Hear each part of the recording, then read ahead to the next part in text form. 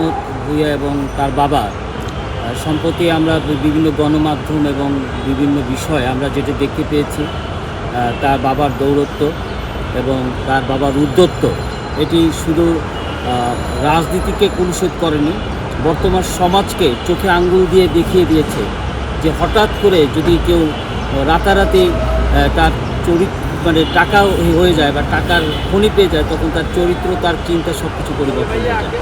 আমরা আমাদের জুলাই গণ অভ্যুত্থানের উপদেষ্টা হিসেবে আসিফ মাহমুদ ভূঁইয়া যখন এসেছে, তার অবদান ছিল, অবশ্যই তার অবদানকে আমরা অস্বীকার করব না, কোনো অস্বীকার করার কোনো সুযোগও নেই। কিন্তু তার এই উপদেষ্টা হওয়ার পর এই তকমাকে কাজে লাগিয়ে তার বাবা যেভাবে শুধু কুমিল্লা না, কুমিল্লা তো আছে, সাথে সাথে বনশ্রীও, মানে যেখানে তাদের বসবাস, দুই জায়গায় যেভাবে তার আধিপত্য বিস্তার করেছে, যেভাবে তার অহংকার বিস্তার করেছে, যেভাবে সে লুটপাট বিস্তার করেছে, এটি সমাজকে একটি নতুন মেসেজ দিয়েছে যে গরিব যদি, মানে অসহায় যদি হঠাৎ করে যদি কোনো কিছু পেয়ে যায়, তখন সে দিশেহারা হয়ে যায়। আসলে তাদের ভিতরে তো রাজনীতি ছিল না, বা রাজনীতির কোনো, তারা এই জুলাই গণ অভ্যুত্থানের আগে তাদের ওরকমভাবে কোনো পরিচিতিও ছিল না। তারা হঠাৎ করে জুলাই গণ অভ্যুত্থানে, আপনি যেটি বলেছেন যে আসলে আমরা জুলাই গণ অভ্যুত্থানেও আমরাও কিন্তু রাজপথে ছিলাম। আপনি জানেন যে মায়ের ডাকের সাথে আমরা কাজ করি এবং গত 30 বছর রাজনীতিতে মানবাধিকার নিয়ে বিভিন্ন বিষয়ে আমরা কথা বলেছি এবং এই 30 বছরে অনেক সরকার আমাদের কাছের মানুষ এবং বর্তমান উপদেষ্টারাও অনেকে আমার উপস্থাপনায় তারা বক্তব্য রেখেছে। আমি গত 24 বছরে আমি এই সচিবালয় পাশের যে 24 বছর এখানে প্রতিদিন আসি, একদিনও কিন্তু যাইনি। এই জন্য যাইনি যে সচিবালয় কিন্তু আমার কোনো কাজ নেই, আমার কোনো তদবির বাণিজ্য আমি করি না, আমি কাউকে চাকরি দেওয়ার নামে কোনো টাকা করি না। কিন্তু আমি দেখেছি যে অনেক সময় এইখানে দাঁড়িয়ে আমাদেরকে যারা চা খাইয়েছে, বলেছে ভাই এক কাপ চা খেয়ে যান, তারা যখন একটু ক্ষমতা পেয়েছে, রাতারাতি তারা সেই ক্ষমতার ভোল পাল্টিয়ে তারা মানব থেকে দানব হয়ে গেছে। এবং সেই ক্ষেত্রে আপনি যে নামটি বললেন, তার বাবা, এটি পরিপূর্ণ একটি দানবে রূপান্তরিত হয়েছে। আমি আশা করব যে মানে পিতার দোষে পুত্র কেন কলঙ্কিত হবে।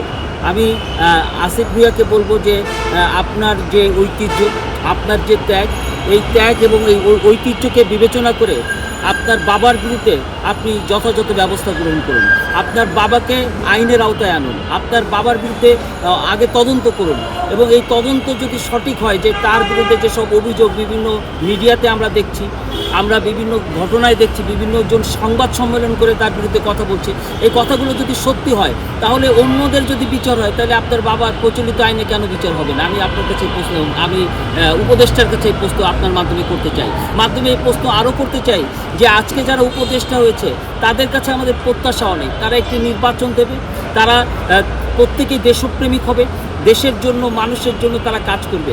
এই উপদেষ্টাদের ব্যাংক ব্যালেন্সের হিসাব আমরা দেখতে চাই, আমরা জানতে চাই এবং এই তফসিল প্রকাশ করার আগে এই যে কজন উপদেষ্টা শপথ নিয়ে এই 1 বছরের উপরে এখন দায়িত্ব পালন করছে, তাদের প্রত্যেকের মানে ব্যাংক ব্যালেন্স কে কোথায় কি করেছে 1 বছরে, এই হিসাবটা জাতির সামনে তারা প্রকাশ করুক এবং পরিষ্কার করুক, এটি আমি আজকে জানতে চাই। আমি পরিশেষে একটি কথা বলবো যে যেই অন্যায় করুক, সে যত বড়ই হোক, বা গত 17 বছরে শেখ হাসিনার চেয়ে বড় ক্ষমতাবান বাংলাদেশে কেউ ছিল না, এটি সত্য। এই এত বড় ক্ষমতাবান যদি বাংলাদেশের জনতার স্রোতে হারিয়ে যায়, তাহলে আপনারা সেই ক্ষমতার কাছে কোনো ক্ষমতাবান না। তাই ওই ইতিহাস দেখে, ওই শেখ হাসিনার ক্ষমতার দাপট দেখে আপনাদেরকে চিন্তা করুন, আপনারা সেই জায়গায় আনুন যে সে যদি উড়ে যেতে পারে, সে যদি ধ্বংস হয়ে যেতে পারে, আপনারা ধ্বংস হওয়ার জন্য বেশি সময় নেবে না জনতা।